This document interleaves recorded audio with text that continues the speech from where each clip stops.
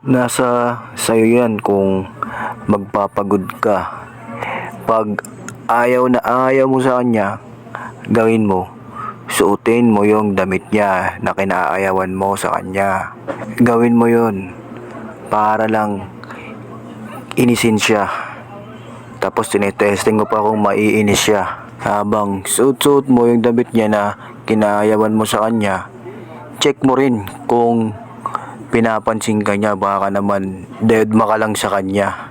Sige ka, masayang lang yung effort at pagod mo. 'Di ba? Ang paggamit kasi niyan, kung hihiramin mo yung damit niya, dun mo dapat ipapakita yun sa iba.